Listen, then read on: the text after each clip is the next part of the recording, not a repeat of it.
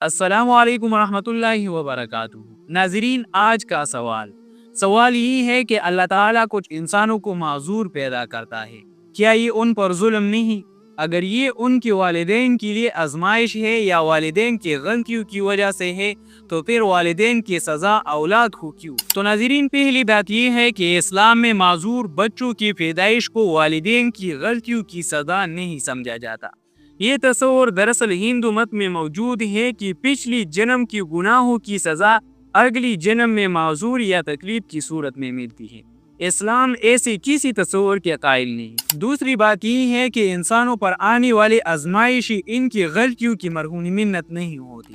اللہ تعالیٰ نے اس دنیا کو ایک امتحان گاہ بنایا ہے، چنانچہ اس نظام امتحان میں ہر کسی پر امتحان آتے ہیں، چاہے مسلمان ہو، کافر ہو، فاسق ہو، فاجر ہو یا کوئی اور۔ یہ اللہ تعالیٰ کے قائم کردہ نظام ابتلاء کا حصہ ہے۔ جیسا کہ اہل ایمان کے بارے میں اللہ تعالیٰ نے فرمایا ہے، احسب الناس ان یترکوا ان یقولوا آمنا وهم لا یفتنون۔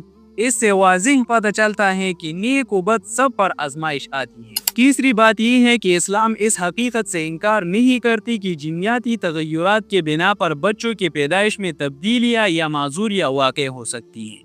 یہ تبدیلیاں تخلیق کے منافی نہیں بلکہ کارخانے قدرت کا ایک لازمی حصہ ہے۔ یہ سب اللہ تعالیٰ کے مقرر کردہ قدرتی قوانین کے تحت ہوتا ہے، لہذا اس دنیا میں معذور انسان بھی ہوں گے اور جانور بھی ہوں گے، کامل انسان بھی ہوں گے اور جانور بھی ہوں گے۔ یہ قدرتی نتائج میں اسلام اس کی نفی اور انکار نہیں کرتا۔ چوتھی بات یہ ہے کہ اگر قدرتی قوانین کے نتائج میں معذور بچی کی پیدائش ہو تو اسلام اس کی نہ صرف ایک منطقی توجیہ یعنی آزمائش پیش کرتا ہے بلکہ دو مضبوط منطقیں پیش کرتا ہے۔ پہلی بات آزمائش اور امتحان، یعنی والدین اور متعلقین کے لیے آزمائش ہے کہ ہمدردی کرے، صبر کرے اور اللہ تعالیٰ سے اس کے بدلے میں اجر حاصل کرے۔ دوسری بات معذوری کی عارضی حقیقت، اسلام معذوری کو ابدی حقیقت نہیں مانتا بلکہ ایک حادثہ قرار دیتا ہے، کیونکہ انسان کی اصل اور دائمی حقیقت آخرت ہے، اور آخرت میں معذور انسان کامل اور بے عیب حالت میں ہوگا